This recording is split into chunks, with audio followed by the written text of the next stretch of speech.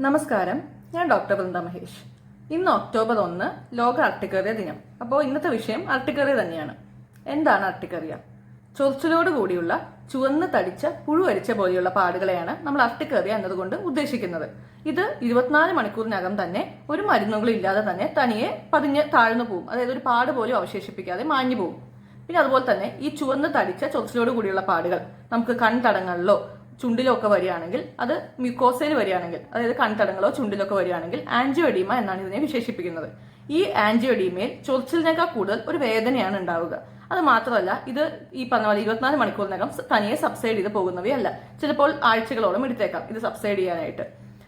ഇനി ഇതുപോലുള്ള ഇൻവോൾവ്മെന്റ് നമ്മുടെ തൊണ്ടയെയോ ശ്വാസനാളത്തെയോ ആണ് ബാധിക്കുന്നതെങ്കിൽ നമുക്ക് അനഫിലാക്സിസ് എന്നൊരു ജീവന് തന്നെ അപകടമായേക്കാവുന്ന ഒരു കണ്ടീഷൻ പ്രസിപ്പിറ്റേറ്റ് ചെയ്യാൻ സാധ്യതയുണ്ട്. ഇതിൽ രോഗിക്ക് ചുമ, ശ്വാസതടസ്സം, അല്ലെങ്കിൽ നമ്മൾ പെട്ടെന്ന് BP കുറയുക, ബോധക്ഷയം ഉണ്ടാവുക, ഇതൊക്കെയാണ് കാണിക്കുക. അപ്പൊ ഇതൊക്കെ നമ്മൾ വളരെ സങ്കീർണമായിട്ടുള്ള ഒരു അവസ്ഥയാണ് അനഫിലാക്സിസ്. അപ്പൊ അർട്ടിക്കേറിയയിൽ നമ്മൾ പേടിക്കേണ്ടതും ഈ അനഫിലാക്സിസിനെയാണ്.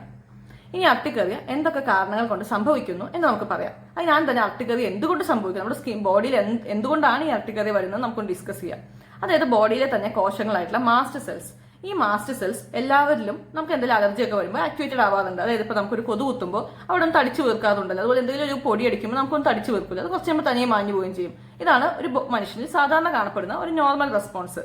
എന്നാൽ ഈ അർട്ടിക്കേറിയുള്ള പേഷ്യൻസിൽ ഈ മാസ്റ്റ് സെൽസിന്റെ പ്രൊഡക്ഷൻ, ഹിസ്റ്റമിൻ എന്ന രാസപദാർത്ഥത്തിന്റെ പ്രൊഡക്ഷൻ ഒന്നെങ്കിൽ അമിതമായി വരികയോ അതല്ലെങ്കിൽ ഒരുപാട് ഡ്യൂറേഷൻ നീണ്ടു നിൽക്കുകയോ ചെയ്യുന്നു.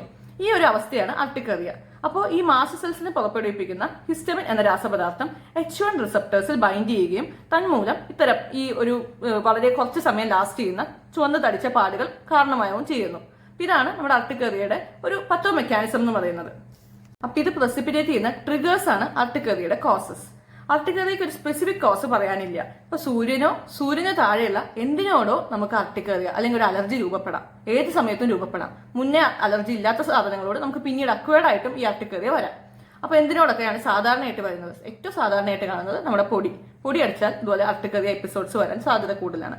പുക, പിന്നെ വളരെ സീസണൽ ആയിട്ട് കാണുന്ന പൂമ്പൊടി, പിന്നെ അല്ലാതെ തന്നെ പല കാറ്റഗറീസിൽ നമുക്ക് ഈ അർട്ടിക്കേറിയ പറയാൻ പറ്റും. അക്യൂട്ട് അർട്ടിക്കേറിയ, ക്രോണിക് അർട്ടിക്കേറിയ എന്നിങ്ങനെ. അക്യൂട്ട് അർട്ടിക്കേറിയ എന്ന് പറയുമ്പോൾ 6 ആഴ്ചയിൽ കുറവായിട്ട് കാണപ്പെടുന്ന ഇത്തരം ചൊറിഞ്ഞു തടിച്ചു പിന്നെയും വരുന്ന, അത് 6 ആഴ്ചയിൽ കുറവ് ഡ്യൂറേഷനേ ഉള്ളൂവെങ്കിൽ നമ്മൾ അക്യൂട്ട് അർട്ടിക്കേറിയ എന്ന് പറയും. അതിന് യൂഷ്വലി വരുന്നത് ഇൻഫെക്ഷൻസ് ആണ്. നമുക്ക് എന്തെങ്കിലും അക്യൂട്ടായിട്ട് വരുന്ന ഇൻഫെക്ഷൻസ്, ചിലപ്പോൾ നമുക്ക് എന്തെങ്കിലും പെട്ടെന്ന് ഒരു വൈറൽ പനി, ഇപ്പൊ കോവിഡ് ഒക്കെ വന്നപ്പോൾ കുറെ പേര് പറഞ്ഞിരുന്നു ഈ സമയത്ത് അർട്ടിക്കേറിയ വന്നതായിട്ട് പറഞ്ഞിരുന്നു.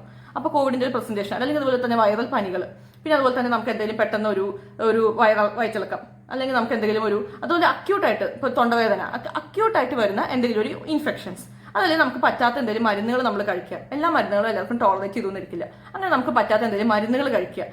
അതല്ലെങ്കിൽ ഒരു തേനീച്ചയോ കടന്നലോ നമ്മളെ കുത്തുമ്പോൾ പിന്നെ അത് കുറച്ച് നാളത്തേക്ക് നമുക്ക് ഇങ്ങനെ ഒരു അർട്ടിക്കേറിയ പോലത്തെ പ്രസന്റേഷൻ ഉണ്ടായേക്കാം.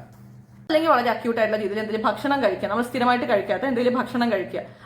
ഭക്ഷണം എന്ന് പറയുമ്പോൾ ഏത് തരം ഭക്ഷണത്തോടും നമുക്ക് അർട്ടിക്കേറിയ വരാം. അതായത് നമ്മൾ കോമൺ ആയിട്ട് അർട്ടിക്കേറിയുള്ള പേഷ്യൻസ് സംശയിക്കുന്ന ഭക്ഷണ പദാർത്ഥങ്ങൾ എന്ന് പറഞ്ഞാൽ ചില പ്രത്യേകതരം മീനുകൾ, ചൂരമീൻ, അയലമീൻ, അതല്ലെങ്കിൽ പിന്നെ റെഡ് മീറ്റ്, അത് അല്ലെങ്കിൽ ഈ പറഞ്ഞ പോലെ സ്ഥിരം സീ ഫുഡ്സ്, ഇപ്പോൾ ചെമ്മീൻ, ഞണ്ട്, കണവ എന്നിങ്ങനെയുള്ള സീ ഫുഡ്, ഇതൊന്നും അല്ലാതെ തന്നെ സാധാരണയായിട്ട് നമ്മൾ കഴിക്കുന്ന വെജിറ്റബിൾസിനോടോ ഫ്രൂട്ട്സിനോടോ അങ്ങനെയൊക്കെ നമുക്ക് അർട്ടിക്കേറിയ വരാം. അതോ ഈ ഒരു പ്രത്യേകത നമ്മൾ സ്ഥിരം കഴിക്കാത്ത ഭക്ഷണങ്ങളോട് മാത്രമേ നമുക്ക് അർട്ടിക്കേറിയ വരുമെന്ന് നമുക്ക് ഒരിക്കലും പറയാൻ പറ്റില്ല. അക്വേർഡ് ആയിട്ട് ഞാൻ മുന്നേ പറഞ്ഞ പോലെ നമ്മൾ സ്ഥിരം കഴിച്ചുകൊണ്ടിരുന്ന ഒരു ഭക്ഷണത്തോട് പെട്ടെന്ന് വെച്ച് നമുക്ക് ഈ അർട്ടിക്കേറിയ രൂപപ്പെടാം. അതല്ലാതെ തന്നെ ഭക്ഷണത്തിൽ നിറത്തിന് വേണ്ടിയോ മണത്തിന് വേണ്ടിയോ ഒക്കെ ആഡ് ചെയ്യുന്ന കളേഴ്സ്, പ്രിസർവേറ്റീവ്സ്, അല്ലെങ്കിൽ സുഗന്ധവ്യഞ്ജനങ്ങൾ, അതല്ലെങ്കിൽ ഈ പറഞ്ഞ പോലെ അത് പാകം ചെയ്യുന്ന എണ്ണ, ഇങ്ങനെ എന്തിനോട് വേണമെങ്കിലും നമുക്ക് ഈ അലർജി രൂപപ്പെടാം. ഇങ്ങനെയുള്ള അവസരങ്ങളിലൊക്കെ അക്യൂട്ട് അർട്ടിക്കേറിയ, അത് നമ്മൾ ആ കഴിക്കുന്ന മരുന്നിന്റെയോ ഭക്ഷണത്തിനോ അല്ലെങ്കിൽ നമുക്ക് ഈ ഒരു അലർജൻ അല്ലെങ്കിൽ ഒരു ഇൻഫെക്ഷൻ ഇത് നമ്മുടെ ശരീരത്തിൽ നിന്ന് എലിമിനേറ്റ് ആവുന്നതോടുകൂടി ഈ ഒരു അലർജിയും അപ്രത്യക്ഷമാവും. അങ്ങനെ വരുന്ന വളരെ ഷോർട്ട് ഡ്യൂറേഷനുള്ള അർട്ടിക്കേറിയൽ എപ്പിസോഡ്സിനെയാണ് നമ്മൾ അക്യൂട്ട് അർട്ടിക്കേറിയ എന്നുകൊണ്ട് ഉദ്ദേശിക്കുന്നത്. പിന്നെ നമുക്ക് സംസാരിക്കാനുള്ളത് ക്രോണിക് അർട്ടിക്കേറിയയെ കുറിച്ചാണ്. അതായത് 6 ആഴ്ചയിലധികം നീണ്ടു നിൽക്കുന്ന ഒരു അർട്ടിക്കേറിയൽ എപ്പിസോഡ്. അതിന് യൂഷ്വലി കാരണമാവുന്നത് നമ്മുടെ ശരീരത്തിനകത്ത് തന്നെയുള്ള ഒരു ഇൻഫെക്റ്റീവ് ഫോക്കൈ. അതായത് ചില ആൾക്കാർ പറയുന്നേക്കാം റിക്കറന്റ് ആയിട്ട് വായിൽ ഇങ്ങനെ തൊണ്ടയിൽ എപ്പോഴും ഇടയ്ക്കിടയ്ക്ക് ഇങ്ങനെ ടോൺസിലൈറ്റിസ് വരുന്നു, അല്ലെങ്കിൽ തൊണ്ടയിൽ എപ്പോഴും ഇൻഫെക്ഷൻസ് വരുന്നു, എപ്പോഴും വിട്ടുമാറാത്ത ചുമ ചിലർ പറയുന്നേക്കാം. അതല്ലെങ്കിൽ ചിലപ്പോൾ പല്ലിന് പോടുണ്ട്, പല്ലിന് കേടുള്ളവരിൽ ആ ഒരു ഭാഗത്ത് കൂടെ ഇൻഫെക്ഷൻ നമ്മുടെ ചെറിയ രീതിയിൽ നമ്മുടെ അകത്തേക്ക് ഇങ്ങനെ കയറുന്നുണ്ടായിരിക്കാം. അതല്ലെങ്കിൽ ഗ്യാസ്ട്രൈറ്റിസ്, ചില പേഷ്യൻസ് വന്നു പറയും എപ്പോഴും ഗ്യാസിന്റെ പ്രശ്നങ്ങളുണ്ട്, അല്ലെങ്കിൽ സ്ഥിരമായ മൂത്രത്തിൽ പഴുപ്പുണ്ട്, പിന്നെ കുട്ടികളിലാണെങ്കിൽ വിരശല്യം. ഇതൊക്കെ നമുക്ക് ഇങ്ങനെ ചികിത്സിച്ചില്ലെങ്കിൽ ക്രോണിക് അർട്ടിക്കേറിയയ്ക്ക് കാരണമായേക്കാവുന്ന ഫാക്ടേഴ്സ് ആണ്. ഇതല്ലാതെ തന്നെ പ്രഷർ അർട്ടിക്കേറിയ, അതായത് നമ്മളിപ്പോൾ ഒരു ബാഗ് തൂക്കുകയാണ്, അല്ലെങ്കിൽ ഒരു കയ്യിൽ ഇങ്ങനെ അമർത്തി പിടിക്കുകയാണ് ആ ഭാഗത്ത്, അല്ലെങ്കിൽ നമ്മൾ ചാരി ഇരിക്കുകയാണ് ആ ഭാഗത്ത് മാത്രം തടിച്ചു വീർക്കുക, ഇതിന് പറയുന്നത് പ്രഷർ അർട്ടിക്കേറിയ എന്നാണ്. ഇതൊരു ടൈപ്പ് ഓഫ് ക്രോണിക് അർട്ടിക്കേറിയാണ്. പിന്നെ അതല്ലാതെ തന്നെ സൂര്യരശ്മികളോട് നമ്മൾ ഡെവലപ്പ് ചെയ്യുന്ന ഒരു അർട്ടിക്കേറിയ സോളാർ അർട്ടിക്കേറിയ, തണുപ്പിനോട് ഡെവലപ്പ് ചെയ്യുന്ന കോൾഡ് അർട്ടിക്കേറിയ, അതല്ലാതെ തന്നെ വെള്ളത്തോട് ഡെവലപ്പ് ചെയ്യുന്ന അക്വാജനിക് അർട്ടിക്കേറിയ, കഠിനമായി ജോലി ചെയ്യുകയോ വിയർക്കുകയോ ചെയ്യുമ്പോൾ വരുന്ന കോളിനെർജിക് അർട്ടിക്കേറിയ, ഇതെല്ലാം പല ടൈപ്പ് ഓഫ് ക്രോണിക് അർട്ടിക്കേറിയാസ് ആണ്. ചുരുക്കത്തിൽ പറഞ്ഞാൽ നമ്മുടെ ബോഡിക്ക് അകത്തോ പുറത്തോ ഉള്ള എന്തിനോട് വേണമെങ്കിലും നമുക്ക് ഈ അലർജി രൂപപ്പെടാം. പക്ഷെ എത്രയൊക്കെ കണ്ടുപിടിക്കാൻ ശ്രമിച്ചാലും 20 മുതൽ 50% വരെയുള്ള അർട്ടിക്കേറിയയുടെ കോസ് എപ്പോഴും അൺനോൺ ആയിരിക്കും. ഞാൻ മുന്നേ പറഞ്ഞല്ലോ, നമ്മുടെ ശരീരത്തിൽ തന്നെ കോശങ്ങളായിട്ടുള്ള മാസ് സെൽസിനെ ട്രിഗർ ചെയ്ത് അത് ഹിസ്റ്റമിൻ പ്രൊഡക്ഷൻ ഉണ്ടാക്കുമ്പോഴാണ് ഈ അർട്ടിക്കേറിയ വരുന്നതെന്ന്. നമ്മുടെ ശരീരത്തിനകത്ത് തന്നെ ഈ മാസ് സെൽസിനെ ട്രിഗർ ചെയ്യുന്ന ഓട്ടോ ആന്റിബോഡീസ് പ്രൊഡ്യൂസ് ചെയ്യുക, അതായത് ഓട്ടോ ഇമ്മ്യൂൺ അർട്ടിക്കേറിയ എന്നൊരു എൻറ്റിറ്റി കൂടിയുണ്ട്. അതൊരു ടൈപ്പ് ഓഫ് ക്രോണിക് അർട്ടിക്കേറിയാണ്. നമ്മുടെ ശരീരത്തിൽ തന്നെ ആന്റിബോഡീസ് ഈ മാസ് സെൽസിനെ ട്രിഗർ ചെയ്യുകയും അവർ പിന്നെ ഈ ഹിസ്റ്റമിന്റെ പ്രൊഡക്ഷൻ ഓവറായിട്ടോ അല്ലെങ്കിൽ കണ്ടിന്യൂസ് ആയിട്ടോ ചെയ്യുകയും ചെയ്യുന്ന ഒരു കണ്ടീഷനാണ് ഓട്ടോ ഇമ്മ്യൂൺ അർട്ടിക്കേറിയ. ഇതൊന്നും അല്ലാതെ തന്നെ ചില ആൾക്കാർ പറയും, നമുക്ക് ഇങ്ങനെ ശരീരത്തിൽ ഇങ്ങനെ നമ്മളൊരു പേന വെച്ച് കോറുകയോ മാന്തുകയോ ഒക്കെ ചെയ്യുമ്പോൾ തടിച്ചു പൊങ്ങുന്നുണ്ട്, പക്ഷെ ചൊറിച്ചിലില്ല, അത് നമുക്ക് ബുദ്ധിമുട്ടൊന്നും ഉണ്ടാക്കുന്നില്ല, പക്ഷെ ഇങ്ങനെ തടിച്ചു പൊങ്ങുന്നുണ്ടെന്ന് പറയും. അപ്പൊ ഇതെന്ന് പറഞ്ഞാൽ ഒരു ഡെർമോഗ്രാഫിസം എന്ന് പറയുന്ന ഒരു ഫിനോമിനൻ ആണ്. ഇത് 2 മുതൽ 5% വരെ നോർമൽ പീപ്പിളിലും കണ്ടുവരുന്ന ഒരു കാര്യമാണ്. ചൊറിച്ചിലൊന്നുമില്ല, അത് നിങ്ങളുടെ ദൈനംദിന പ്രവർത്തനങ്ങളെ ബാധിക്കുന്നില്ല എന്ന പക്ഷം ഇതിന് ട്രീറ്റ്മെന്റ് ഒന്നും ആവശ്യമില്ല. ഇത് വളരെ നോർമൽ ആയിട്ടൊരു കണ്ടീഷനാണ്. അപ്പൊ അർട്ടിക്കേറിയ വന്ന രോഗി എന്താണ് വേണ്ടത്? അർട്ടിക്കേറിയ വന്നാൽ എത്രയും പെട്ടെന്ന് നമ്മൾ ഈ ഹോസ്പിറ്റലിൽ നല്ലൊരു ഡെർമറ്റോളജിസ്റ്റിനെ കൺസൾട്ട് ചെയ്യാന്നുള്ളതാണ് ആദ്യം വേണ്ടത്. ഡെർമറ്റോളജിസ്റ്റ് ആയും തന്നെ നിങ്ങളുടെ ഒരു ഡീറ്റെയിൽഡ് ആയിട്ടുള്ള ഹിസ്റ്ററി എടുക്കും. ആ ഹിസ്റ്ററിയിൽ നിങ്ങൾ എന്തൊക്കെ ചെയ്യുന്നു, എന്ത് ജോലിയാണ് നിങ്ങൾ ചെയ്യുന്നത്, ഒരു ദിവസത്തെ നിങ്ങളുടെ റൊട്ടീൻ മൊത്തം ആ ഡെർമറ്റോളജിസ്റ്റ് ചോദിച്ചു മനസ്സിലാക്കുകയും ആ രീതിയിൽ അലർജനെ അവരുടെ രീതിയിൽ കണ്ടുപിടിക്കാൻ ശ്രമിക്കുകയും ചെയ്യും. ഇപ്പൊ വളർത്തുമൃഗങ്ങളുണ്ടോ, അല്ലെങ്കിൽ നിങ്ങൾ എന്ത് ജോലി ചെയ്യുന്ന ആളാണ്, വല്ല ഇപ്പൊ കൃഷിപ്പണി ചെയ്യുന്ന ആളാണോ, പറമ്പിൽ ജോലി ചെയ്യുന്ന ആളാണോ, അതോ ഒരു ടീച്ചറാണോ, അത് ടീച്ചറാണെങ്കിൽ ഇപ്പൊ ചിലപ്പോൾ ചോക്ക് പൊടിയുടെ അലർജി ഉണ്ടാക്കി. അങ്ങനെ നിങ്ങളുടെ ഒക്യുപ്പേഷൻ നിങ്ങളുടെ ഈ അർട്ടിക്കേറിയ അസുഖത്തെ വളരെ വലിയ രീതിയിൽ, അല്ലെങ്കിൽ ഒരു റൊട്ടീൻ, നമ്മളിപ്പോൾ ജോലിക്കൊന്നും പോകാതെ ഒരു ഹൗസ് വൈഫ് ആണെങ്കിൽ പോലും കൃഷിപ്പണികളിലൊക്കെ ഏർപ്പെടുന്നു, പറമ്പിലൊക്കെ ജോലി ചെയ്യുന്ന ആളാണെങ്കിൽ ചിലപ്പോൾ ഇതുപോലെ പൂമ്പൊടികൾ അല്ലെങ്കിൽ ചില ഫൈറ്റോ അലർജൻസ് അതൊക്കെ കാരണമായേക്കാം. അപ്പോൾ ഒരു ഡോക്ടർ ഒരു ഡീറ്റെയിൽഡ് ഹിസ്റ്ററി എടുക്കും പേഷ്യന്റ്. പിന്നെ അതുപോലെ പേഷ്യന്റ് സ്കിൻ കണ്ടീഷൻസ്, അതുപോലെ അല്ലെങ്കിൽ മറ്റ് സ്കിൻ കണ്ടീഷൻസ് എന്തെങ്കിലും അസോസിയേഷൻ ഉണ്ടോ, അതല്ലെങ്കിൽ നമ്മുടെ അകത്ത് തന്നെ ഡയബറ്റിക് ആണോ, തൈറോയിഡ് ഡിസോർഡേഴ്സ് ഉണ്ടോ, അതായത് ഞാൻ മുന്നേ പറഞ്ഞ ഓട്ടോ ഇമ്മ്യൂൺ അർട്ടിക്കേറിയയ്ക്ക് ഈ തൈറോയിഡ് ഡിസോർഡർ, മറ്റ് ഓട്ടോ ഇമ്മ്യൂൺ കണ്ടീഷൻസ് ആയിട്ടുള്ള തൈറോയിഡ് ഡിസോർഡേഴ്സ് അല്ലെങ്കിൽ ഡയബറ്റിസ്, ഇതിനോടൊക്കെ വളരെ ക്ലോസ് ആയിട്ടുള്ള അസോസിയേഷൻ ഉണ്ട്. അല്ലെങ്കിൽ മറ്റ് ഓട്ടോ ഇമ്മ്യൂൺ ആയിട്ടുള്ള സ്കിൻ കണ്ടീഷൻസ്, അതിനൊക്കെ ക്ലോസ് അസോസിയേഷൻ ഉണ്ട്. അപ്പോൾ ഇതൊക്കെ കണ്ടുപിടിക്കാൻ വേണ്ടി ഒരു ഡെർമറ്റോളജിസ്റ്റ് നിങ്ങളുടെ ഡീറ്റെയിൽ ആയിട്ടൊരു ഹിസ്റ്ററി എടുക്കും. പിന്നെ നിങ്ങളോട് നിർദ്ദേശിക്കുക ഒരു അർട്ടിക്കേറിയ ഡയറി കീപ്പ് ചെയ്യാനാണ്. അർട്ടിക്കേറിയ ഡയറി എന്ന് പറയുമ്പോൾ നമ്മൾ ഓരോ ദിവസവും, ഇപ്പോൾ ചില പേഷ്യൻസ് പറയുന്നേക്കാം ഒരു ഈവനിങ് ടൈമിലാണ്, എന്നും ഒരു ഈവനിങ് ടൈമിലാണ് എനിക്ക് അലർജി വരുന്നത്, അല്ലെങ്കിൽ എന്നും ഒരു ഉച്ച സമയത്ത് എനിക്ക് അലർജി വരുന്നു എന്നൊക്കെ പറയുന്ന പേഷ്യന്റിനോട് നമ്മൾ പറയും, ഈ ഈവനിങ് ടൈമിൽ അലർജി വരുന്നതിന് ഒരു 2 മണിക്കൂർ മുതൽ 6 മണിക്കൂർ മുന്നേ വരെ നിങ്ങൾ എന്തൊക്കെ കാര്യങ്ങൾ ചെയ്തു, നിങ്ങൾ എന്തൊക്കെ, അതായത് നിങ്ങൾ എവിടെയൊക്കെ പോയി, അല്ലെങ്കിൽ എന്തൊക്കെ ആക്ടിവിറ്റീസ് ചെയ്തു, എന്തൊക്കെ സ്ഥിരമായിട്ട് എന്തെങ്കിലും ആ സമയത്ത് കഴിക്കുന്ന ഭക്ഷണങ്ങളുണ്ടോ, ഈ രീതിയിലൊക്കെ പേഷ്യന്റ് തന്നെ ഒരു ഡയറിയിൽ നോട്ട് ചെയ്ത് വെക്കണം. അപ്പൊ അങ്ങനെ ചെയ്യുമ്പോൾ പേഷ്യന്റ് തന്നെ ഒന്ന് അസസ് ചെയ്യാൻ പറ്റും, ഓക്കെ ഞാൻ എല്ലാ ദിവസവും ഇങ്ങനത്തെ കാര്യങ്ങൾ ചെയ്യുമ്പോഴാണ് എനിക്ക് അലർജി വരുന്നത്, അപ്പൊ ഇത് ഒഴിവാക്കി നോക്കുമ്പോൾ എന്നെ അലർജി മാറുന്നുണ്ടോ എന്നൊക്കെ പേഷ്യന്റ് തന്നെ നോക്കാനായിട്ട് പറ്റും. അപ്പൊ ഡോക്ടറുടെ ഭാഗത്തുനിന്ന് ഡീറ്റെയിൽ ആയിട്ട് ഒരു ഹിസ്റ്ററി എടുക്കുകയും പേഷ്യന്റിന്റെ ഭാഗത്തുനിന്ന് ഒരു ആർട്ടിക്കൽ ഡയറി കീപ്പ് ചെയ്യുകയും ചെയ്താൽ ഈ രീതിയിലൊക്കെ നമുക്ക് അലർജിനെ കണ്ടുപിടിക്കാൻ ശ്രമിക്കാം. പക്ഷെ എന്നാൽ പോലും പല സമയത്തും ഇത് സാധിക്കാറില്ല. പിന്നെ ഇങ്ങനത്തെ കണ്ടുപിടിക്കാൻ പറ്റാത്ത അവസരങ്ങളിൽ നമ്മൾ കോമൺ ആയിട്ട് കുറച്ച് ടെസ്റ്റുകൾ, ബ്ലഡ് ടെസ്റ്റുകൾ എഴുതി കൊടുക്കാറുണ്ട്. അത് usually CBC, complete blood count. അപ്പോൾ ഇതിൽ നമുക്ക് ഹീമോഗ്ലോബിൻ ഉണ്ട്. ഹീമോഗ്ലോബിൻ എന്ന് പറഞ്ഞാൽ ഞാൻ മുന്നേ പറഞ്ഞത് വിരശല്യം മൂലം ഈ അർട്ടിക്കേറിയ പ്രിസിപ്പിറ്റേറ്റ് ചെയ്യാം. അപ്പോൾ അങ്ങനെ ഹീമോഗ്ലോബിൻ, അയൺ കൗണ്ട് കുറവുണ്ടോ, അതല്ലെങ്കിൽ ടോട്ടൽ കൗണ്ട് നോക്കുമ്പോൾ ഇൻഫെക്ഷൻസ് ഒക്കെ ഉണ്ടെങ്കിൽ ചിലപ്പോൾ ടോട്ടൽ കൗണ്ട് കൂടുകയോ കുറയുകയോ ഒക്കെ ചെയ്യാം. അപ്പോൾ പിന്നെ അതുപോലെ ഈസ്നോഫീലിയ ഉണ്ടോ, ഈസ്നോഫീലിയ ഉണ്ടെങ്കിൽ ഇതുപോലെ വിരകളെയൊക്കെ നമുക്ക് സസ്പെക്ട് ചെയ്യാം. അപ്പൊ ഇങ്ങനെ പല കാര്യങ്ങളും, ല്യൂക്കോസൈറ്റ്സ് കൂടുതലുണ്ടോ കുറവുണ്ടോ, ഇതൊക്കെ നമുക്ക് CBC, കംപ്ലീറ്റ് ബ്ലഡ് കൗണ്ട് എന്ന ടെസ്റ്റ് ചെയ്യുമ്പോൾ നമുക്ക് മനസ്സിലാവും. അപ്പൊ അത് നമ്മൾ സാധാരണയായിട്ട് നിർദ്ദേശിക്കാറുണ്ട്. അതല്ലാതെ തന്നെ FBS, PPBS, TFT, ഇത് ആന്റി ന്യൂക്ലിയർ ആന്റിബോഡി. അതുപോലെ തന്നെ ഓട്ടോ ഇമ്മ്യൂൺ അർട്ടിക്കേറിയ സസ്പെക്ട് ചെയ്യുമ്പോൾ നമ്മൾ TPO, ആന്റി തൈറോയ്ഡ് പെറോക്സിഡേസ്, അല്ലെങ്കിൽ ആന്റി തൈറോഗ്ലോബുലിൻ ആന്റിബോഡീസ് ഒക്കെ പേഷ്യന്റിനെ കൊണ്ട് ചെയ്യിപ്പിക്കാറുണ്ട്. പിന്നെ മൂത്രത്തിൽ പഴുപ്പ് പോലുള്ള ഇൻഫെക്ഷൻസ് കണ്ടുപിടിക്കാനായിട്ട് URE, യൂറിൻ റൂട്ടീൻ എക്സാമിനേഷൻ, അല്ലെങ്കിൽ സ്റ്റൂൾ ടെസ്റ്റിംഗ് ഒക്കെ നമ്മൾ പേഷ്യൻസിനോട് പറയാറുണ്ട്.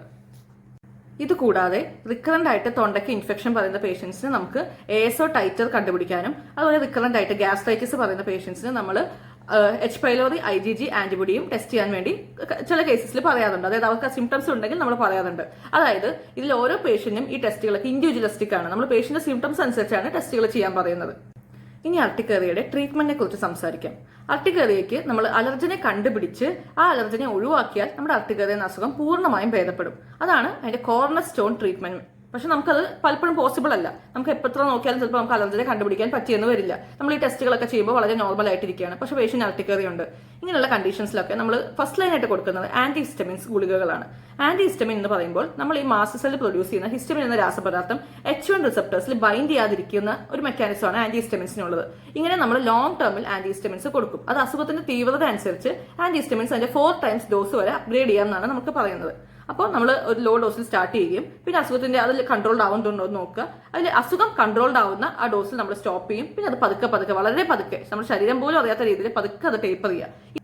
ഈ രീതിയിൽ ആന്റി ഹിസ്റ്റമിൻസ് ലോങ് ടേമിൽ പേഷ്യന്റിന് കൊടുക്കുമ്പോൾ നിങ്ങൾ അറിയേണ്ട കാര്യം, ഇതിൽ നമ്മൾ അസുഖത്തെ ചികിത്സിക്കുകയല്ല ചെയ്യുന്നത്, അസുഖത്തിന് പുറത്തേക്ക് വരുന്ന ഈ ചൊറിഞ്ഞ തടിപ്പ് പുറത്തേക്ക് വരുന്നതിനെ കൺട്രോൾ ചെയ്യുകയാണ് ചെയ്യുന്നത്. ഈ രീതിയിൽ നമ്മൾ ആ ഒരു H1 റിസപ്റ്ററിൽ ബൈൻഡ് ചെയ്യുന്ന ആ ബൈൻഡിങ് എന്ന പ്രോസസ്സിനെ നമ്മൾ ബ്ലോക്ക് ചെയ്യുകയാണ് ചെയ്യുന്നത്. അപ്പൊ അങ്ങനെ സംഭവിക്കുമ്പോൾ കുറെ നാളുകൾ ഇങ്ങനെ ഒരു റിയാക്ഷൻ നടക്കാതിരിക്കുമ്പോൾ ആ H1 റിസപ്റ്റേഴ്സ് ഡൗൺ റെഗുലേറ്റഡ് ആവുകയും പിന്നീട് അലർജൻ ഈ ഒരു റിയാക്ഷൻ സംഭവിക്കുമ്പോൾ പുറത്തേക്ക് അത് മാനിഫെസ്റ്റ് ചെയ്യാതിരിക്കുകയും ചെയ്യുന്ന ഒരു കണ്ടീഷനിലേക്ക് എത്തും. അപ്പൊ അതിനാണ് നമ്മൾ ഒരു ലോങ് ടേം അല്ലെങ്കിൽ നമ്മൾ ഡോക്ടർ പറയുന്ന ഒരു ഡ്യൂറേഷൻ നമ്മൾ ആ ആന്റി ഹിസ്റ്റമിൻസ് കഴിച്ചേ പറ്റൂ. അതിൽ നിങ്ങളിപ്പോൾ കേട്ടത് നിങ്ങൾ മനസ്സിലാക്കേണ്ട കാര്യം, ഈ അർട്ടിക്കേറിയ 1-2 ദിവസങ്ങൾക്കകം പെട്ടെന്ന് ചികിത്സിച്ച് മാറ്റാൻ പറ്റുന്ന ഒരു അസുഖമല്ല. അത് ആ ഡോക്ടർ പ്രിസ്ക്രൈബ് ചെയ്യുന്ന ആന്റി ഹിസ്റ്റമിൻസ് ആ കറക്റ്റ് ഡോസിൽ അവർ പറയുന്ന രീതിയിൽ പതുക്കെ ടേപ്പർ ചെയ്ത് കൊണ്ടുവന്ന് അങ്ങനെ ആ ഡിസീസ് മാറ്റിയെടുക്കാന്നുള്ളതാണ് ഇതിന്റെ ഒരു മെയിൻ ട്രീറ്റ്മെന്റ് മെത്തേഡ്. അപ്പോൾ ഇതിൽ തിരക്ക് പിടിച്ചിട്ട് കാര്യമില്ല. ഇതിൽ നിങ്ങൾ മനസ്സിലാക്കേണ്ട കാര്യം, ഈ അർട്ടിക്കേറിയ എന്ന് പറഞ്ഞ അസുഖത്തെ ഇവിടെ ചികിത്സിച്ച് ഭേദാക്കല്ല നമ്മൾ ചെയ്യണം. അസുഖത്തെ ഭേദാക്കണമെങ്കിൽ അലർജൻ ഒഴിവാക്കുക എന്നുള്ളൊരു മെത്തേഡ് മാത്രമേ ഉള്ളൂ.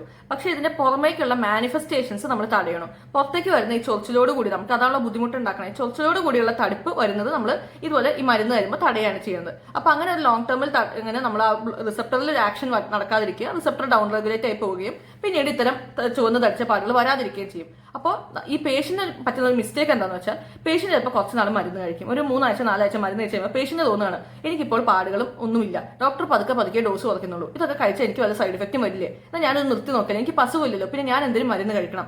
ഇങ്ങനെയുള്ള സംശയങ്ങളൊക്കെ പേഷ്യന്റ് തോന്നുകയും പേഷ്യന്റ് സ്വന്തമായിട്ട് മരുന്ന് നിർത്തുകയും ചെയ്യുമ്പോൾ സംഭവിക്കുന്നത് പേഷ്യന്റ് പഴയ പോലെ ആ നിർത്തിയ ഒരു പിറ്റേ ദിവസം തൊട്ട് പേഷ്യന്റ് പഴയ പോലെ ചൊറിച്ചിലും ഒക്കെ രൂപപ്പെടാൻ തുടങ്ങും. അപ്പോൾ പേഷ്യന്റ് വരും, എന്നിട്ട് പറയും ഡോക്ടറെ മരുന്ന് കഴിക്കുമ്പോൾ കുഴപ്പമില്ല, മരുന്ന് നിർത്തുമ്പോൾ ഇതേ വന്നു എന്ന് പറയും. അപ്പോൾ നമ്മൾ മനസ്സിലാക്കേണ്ട കാര്യം, നിങ്ങൾ സ്വന്തമായിട്ട് ഇതിൽ മരുന്ന് നിർത്തരുത്. ഡോക്ടറുടെ നിർദ്ദേശപ്രകാരം അല്ലാതെ നിങ്ങൾ സ്വന്തമായിട്ട് മരുന്ന് ടേപ്പർ ചെയ്യുകയോ നിർത്തുകയോ ചെയ്യരുത്. ഇതിൽ നമ്മൾ അസുഖത്തെ, ഞാൻ വീണ്ടും പറയുന്നത്, നമ്മൾ അസുഖത്തെ അല്ല ഇവിടെ ചികിത്സിച്ചത്. അതിന് സിംറ്റംസ് വരാതിരിക്കുക. അത് ലോങ് ടേമിൽ നമ്മൾ കഴിച്ചാൽ തന്നെ നമ്മൾ ഉദ്ദേശിക്കുന്ന എഫക്റ്റ് അതിന് കിട്ടുകയുള്ളൂ. അപ്പോൾ സ്വന്തമായിട്ട് മരുന്ന് നിർത്താതിരിക്കുക. പിന്നെ എപ്പോഴും മരുന്ന് തീരുന്നതിന് മുന്നേ അടുത്ത കൺസൾട്ടേഷന് പോരുക. ഇപ്പോൾ ഒരു 3 ആഴ്ച എന്ന് പറഞ്ഞാൽ 3 ആഴ്ച മരുന്ന് തീരാൻ വേണ്ടി കാത്തു നിൽക്കാതിരിക്കുക. അപ്പോൾ അങ്ങനെ ആകുമ്പോൾ എന്തെങ്കിലും അത്യാവശ്യം വന്നു, ഡോക്ടറെ കാണാൻ പറ്റിയില്ല, മരുന്നില്ല, പിന്നെ ആ 2 ദിവസം മരുന്ന് കഴിക്കാതിരുന്നു പഴയ അസുഖം പഴയ ഡോസിലേക്ക് പിന്നെ ഒന്നേന്ന് സ്റ്റാർട്ട് ചെയ്യേണ്ട അവസ്ഥയോ. അപ്പോൾ എപ്പോഴും മരുന്ന് തീരുന്നതിന് ഒരു 2-3 ദിവസം മുന്നേ ഡോക്ടറെ വന്ന് കൺസൾട്ട് ചെയ്യാൻ നോക്കുക. പിന്നെ മിക്ക ആൾക്കാർക്കുള്ളൊരു സംശയമാണ്, ഈ ആന്റി ഹിസ്റ്റമിൻസ് ഇങ്ങനെ ലോങ് ടേം എടുക്കുമ്പോൾ എന്തെങ്കിലും സൈഡ് ഇഫക്റ്റ് ഉണ്ടോ? പല പേഷ്യൻസും ഈ സൈഡ് ഇഫക്റ്റ് ഭയന്നാണ് ഈ മരുന്ന് ഇടയ്ക്കിടയ്ക്ക് ഒന്ന് സ്റ്റോപ്പ് ചെയ്ത് നോക്കുന്നത്. നിങ്ങൾ ആദ്യം മനസ്സിലാക്കേണ്ട കാര്യം, ഈ ആന്റി ഹിസ്റ്റമിൻസിന് ലോങ് ടേമിൽ പ്രത്യേകിച്ച് അങ്ങനെ സൈഡ് ഇഫക്ട്സ് ഒന്നുമില്ല. ആകപ്പാട് ഇതിന്റെ മെയിൻ സൈഡ് ഇഫക്റ്റ് എന്ന് പറഞ്ഞാൽ സെഡേഷൻ ആണ്. അത് തന്നെ ഓൾഡ് ജനറേഷനുണ്ട്, ന്യൂ ജനറേഷനുണ്ട് ആന്റി ഹിസ്റ്റമിൻസ്. ഈ new generation antihistamines sedation വളരെ കുറവാണ്. ഓൾഡ് ജനറേഷൻ ആന്റി ഹിസ്റ്റമിൻസിനാണ് മെയിൻ ആയിട്ട് സെഡേഷൻ വരുന്നത്. നമ്മളിപ്പോൾ കൂടുതൽ പ്രിസ്ക്രൈബ് ചെയ്യുന്നത് ന്യൂ ജനറേഷൻ ആന്റി ഹിസ്റ്റമിൻസ് തന്നെയാണ്. പിന്നെ നമ്മൾ ശ്രദ്ധിക്കേണ്ട കാര്യം, ഈ ആന്റി ഹിസ്റ്റമിൻസ് കഴിക്കുന്ന പേഷ്യൻസ് ഉയരങ്ങളിൽ ജോലി ചെയ്യുകയോ വാഹനം ഓടിക്കുകയോ ഒക്കെ ചെയ്യുന്ന പേഷ്യൻസ് ഒന്ന് കരുതിയിരിക്കണം. അപ്പോൾ ആ സമയത്ത് നമ്മൾ അത് ഒഴിവാക്കുക. ഇപ്പോൾ വണ്ടി ഓടിച്ച് ജോലിക്ക് പോകുന്ന പേഷ്യന്റ് ആണെങ്കിൽ അവിടെ എത്തിക്കഴിഞ്ഞിട്ട് ആന്റി ഹിസ്റ്റമിൻ കഴിച്ചാൽ മതി എന്ന് വെക്കുക. അതല്ലെങ്കിൽ ഇപ്പോൾ പെയിന്റ് അടി അങ്ങനെ ഉയരങ്ങളിലൊക്കെ ജോലി ചെയ്യണ പോലെ പേഷ്യന്റ് ആണെങ്കിൽ ജോലി കഴിഞ്ഞ് വന്നിട്ടേ മരുന്നെടുക്കാൻ സാധിക്കുകയുള്ളൂ. ഇതൊക്കെ ഒന്ന് മനസ്സിലാക്കി. അർട്ടിക്കേറിയ രോഗി കോമൺ ആയിട്ട് ശ്രദ്ധിക്കേണ്ട കാര്യങ്ങൾ എന്തൊക്കെയാണ്, ഇത് എന്ത് തരം അർട്ടിക്കേറിയാണ് നിങ്ങൾക്കുള്ളത്, അല്ലെങ്കിൽ അതിന്റെ കാരണങ്ങൾ എന്തൊക്കെയാണ് എന്നുള്ളത് ഡിപ്പെൻഡ് ചെയ്തിരിക്കും. ഇപ്പൊ മരുന്നിനോട് അലർജിയുള്ള ഒരു പേഷ്യന്റ് തനിക്ക് അലർജിയുള്ള മരുന്നുകൾ കൃത്യമായി ഒരു പേപ്പറിൽ നോട്ട് ചെയ്യുകയും അത് എപ്പോഴും പോക്കറ്റിൽ കരുതുകയും ചെയ്യണം. കാരണം പെട്ടെന്ന് എന്തെങ്കിലും ഒരു ബോധക്ഷയോ ശ്വാസതടസ്സമോ ഒക്കെ വന്നാലും നമുക്ക് ഒരു ആശുപത്രിയിൽ പോകുമ്പോൾ നിങ്ങളുടെ ആ ഡീറ്റെയിൽസ് കയ്യിലുണ്ടെങ്കിൽ ഡോക്ടർക്ക് ആ രീതിയിൽ ചികിത്സിക്കാൻ പറ്റും. അല്ലാതെ അറിയാതെ നിങ്ങൾക്ക് പറ്റാത്ത എന്തെങ്കിലും മെഡിസിൻ കയറ്റുകയാണെങ്കിൽ നിങ്ങൾക്കത് വളരെയധികം ബുദ്ധിമുട്ടുണ്ടായേക്കാം. അതുകൊണ്ട് ഇത്തരം ഒരു റെക്കോർഡ് എപ്പോഴും നിങ്ങളുടെ പേഴ്സിലോ പോക്കറ്റിലോ കീപ്പ് ചെയ്യേണ്ടത് വളരെ അത്യാവശ്യമാണ്. അതുപോലെ തന്നെ ഏതൊരു ഡോക്ടറെ കൺസൾട്ട് ചെയ്യാൻ പോകുമ്പോൾ എനിക്ക് ഇന്ന മരുന്നുകളോട് അലർജി ഉണ്ട് എന്നാൽ ഡോക്ടറെ ആദ്യമേ പറഞ്ഞ് ധരിപ്പിക്കേണ്ടത് വളരെ അത്യാവശ്യമാണ്. അതൊന്ന്. പിന്നെ അതല്ലാതെ തന്നെ പ്രഷർ അർട്ടിക്കേറിയുള്ള പേഷ്യൻസ് വളരെ ടൈറ്റ് ആയിട്ടുള്ള ഡ്രസ്സുകൾ ധരിക്കാതിരിക്കാൻ എപ്പോഴും ശ്രദ്ധിക്കുക. അതല്ലാതെ തന്നെ നമുക്കിപ്പോൾ എന്തെങ്കിലും ഭക്ഷണത്തോട് അലർജി ഉണ്ടെങ്കിൽ അത് പരമാവധി ഒഴിവാക്കാൻ നോക്കുക. ഇനി അതല്ല നമുക്ക് അലർജി കണ്ടുപിടിക്കാൻ പറ്റാത്ത ഏതെങ്കിലും രീതിയിൽ ഇരിക്കുന്ന ആൾക്കാർ പരമാവധി പുറത്തു നിന്നുള്ള ഭക്ഷണം ഒഴിവാക്കുക. ഈ കറിപ്പൊടികൾ അങ്ങനത്തെ കാര്യങ്ങളാണെങ്കിൽ നമ്മുടെ വീട്ടിൽ തന്നെ പൊടിച്ച് എടുക്കാൻ പറ്റുവാണെങ്കിൽ അത് വളരെ നല്ലതായിരിക്കും. പുറമേ നിന്നുള്ള അച്ചാറ്, സ്ക്വാഷുകൾ, സോസുകൾ എന്നിവയൊക്കെ ഡയറ്റിൽ നിന്ന് കുറച്ച് നാളത്തേക്ക്, അല്ലെങ്കിൽ ഈ മാഗി, ഫുഡ്, പ്രോസസ്ഡ് ഫുഡ്, ഇതൊക്കെ ഡയറ്റിൽ നിന്ന് ഒഴിവാക്കുന്നത് അർട്ടിക്കറി രോഗികൾക്ക് ഏറെ ഉപകാരം ചെയ്യുന്ന കാര്യമാണ്. പിന്നെ അത് മാത്രമല്ല, ചില സീസണിലായിട്ടാണ് അർട്ടിക്കറി വരുന്നത്. ഇന്ന സീസണിലാണ്, സ്ഥിരമായിട്ട് എല്ലാ കൊല്ലം അർട്ടിക്കറി വരുന്നു. അപ്പോൾ നമുക്ക് അങ്ങനത്തെ സീസണലായിട്ടുള്ള ചില ചെടികളുടെ പൂമ്പൊടികൾ ചിലപ്പോൾ കാരണമായേക്കാം അങ്ങനത്തെ പേഷ്യൻസിന്. അപ്പോൾ അങ്ങനത്തെ പേഷ്യൻസ് അവരുടെ ഡ്രസ്സ് പുറത്ത് ഓപ്പൺ എയറിൽ ഉണക്കാനിടാതെ അകത്ത് തന്നെ അലക്കി ഉണക്കുന്നത് വളരെ നല്ലതാണ്. അലർജി ഉള്ളവർ വീട് സ്ഥിരമായിട്ട് വാക്യൂം ക്ലീനിങ് നടത്തുന്നത് ഈ പൊടിയൊക്കെ ഒന്ന് ഒഴിവാക്കാനായിട്ട് വളരെ നല്ലതാണ്. വീട് പരിസരവും എപ്പോഴും വൃത്തിയായിട്ട് സൂക്ഷിക്കുക, പൊടിയിൽ നിന്ന് വൃത്തിയായിട്ട് സൂക്ഷിക്കുക. പിന്നെ മുന്നേ പറഞ്ഞ പോലെ പല്ലിന് കേടുള്ള പേഷ്യൻസ് ആണെങ്കിൽ ആ കേട് പരിഹരിക്കുക. ഒരു ഡെന്റൽ ഡോക്ടറെ കണ്ടിട്ട് ആ പല്ലിന്റെ കേട് പരിഹരിക്കുക. അതല്ലെങ്കിൽ അതൊരു ഫോക്കസ് ഓഫ് ഇൻഫെക്ഷൻ ആയിട്ട് ലാസ്റ്റ് ചെയ്യാനുള്ള സാധ്യതയുണ്ട്.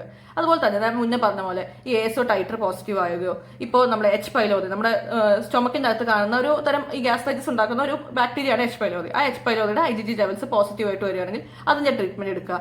യൂറിൻ ഇതുപോലെ നമ്മൾ ടെസ്റ്റ് ചെയ്തപ്പോൾ അതിൽ എന്തെങ്കിലും ഇൻഫെക്ഷൻ കാണുകയാണെങ്കിൽ അത് കൾച്ചർ ചെയ്തിട്ട് ആ ഓർഗാൻസിനെ കണ്ടുപിടിക്കുകയും കൃത്യമായ ട്രീറ്റ്മെന്റ് എടുക്കുക. അതായത് ഇപ്പോൾ നമുക്ക് തൈറോയിഡ് അസുഖം ഉണ്ടെങ്കിൽ തൈറോയിഡിന്റെ അസുഖത്തിന് കൃത്യമായിട്ട് അതിന്റെ ഡോക്ടറെ കണ്ട് ട്രീറ്റ്മെന്റ് എടുക്കുക. അങ്ങനെ നമുക്ക് എന്തെങ്കിലും അസുഖം കാരണം, അല്ലെങ്കിൽ നമ്മുടെ അകത്തുള്ള എന്തെങ്കിലും പ്രശ്നങ്ങൾ കാരണം വരുന്ന അർട്ടിക്കേറിയ, ആ പ്രശ്നങ്ങൾ പരിഹരിക്കുന്നതോടുകൂടി തന്നെ നമുക്ക് നല്ലൊരു റിമിഷൻ അതിന് കിട്ടും.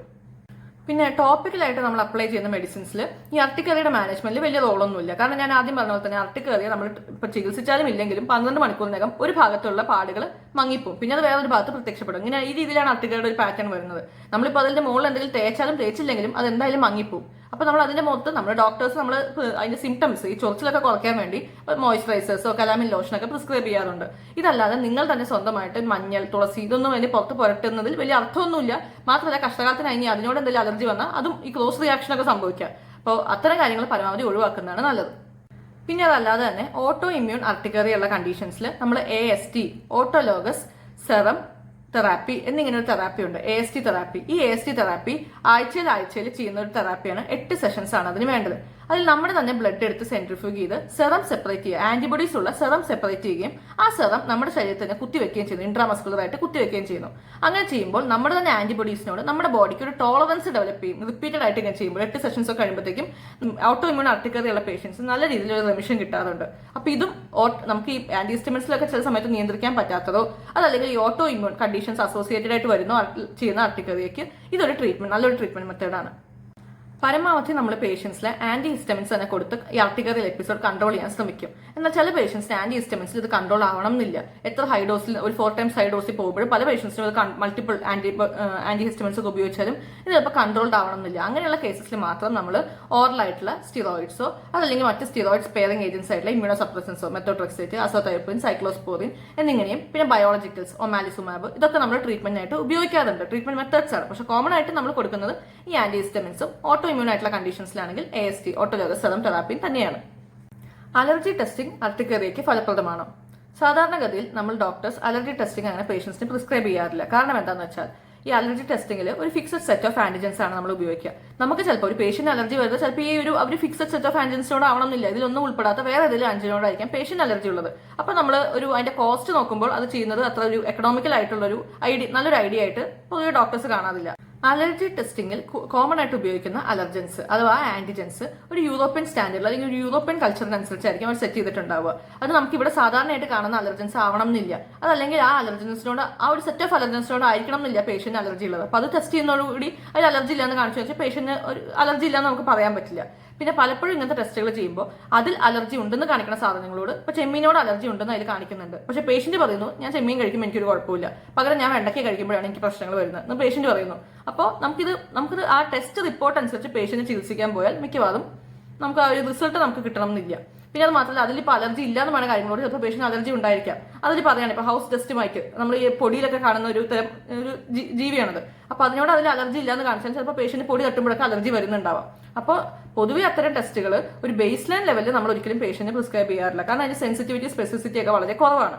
അപ്പോൾ പക്ഷേ എന്ന് വെച്ചാൽ ചില കണ്ടീഷൻ നമ്മൾ പറയും. അതായത് നമ്മൾ എത്ര നോക്കിയിട്ടും അതിന്റെ ഒരു കാരണം കണ്ടുപിടിക്കാൻ പറ്റാത്ത തരം കേസസ്, നമ്മൾ ഈ ആന്റിഹിസ്റ്റമിൻസ് ഒന്നും കൊടുത്തിട്ട് കൺട്രോൾ ആവാത്ത കുറച്ച് സിവിയർ ടൈപ്പ് ഓഫ് കേസസ്, അതല്ലെങ്കിൽ ഈ മരുന്നിനോട് അലർജിയുള്ള പേഷ്യൻസ്, മരുന്നിനോട് അലർജിയുള്ള പല മരുന്നുകളോട് അലർജിയുള്ള പേഷ്യൻസ് ചിലപ്പോൾ എന്തെങ്കിലും മേജർ സർജറിക്കൊക്കെ മുന്നേ നമ്മൾ ഇത്തരം ടെസ്റ്റുകൾ ചെയ്യാൻ പറയും. ഏതൊക്കെ മരുന്നുകൾ നമുക്ക് സേഫ് ആണ് എന്ന് കണ്ടുപിടിക്കാനായിട്ട്.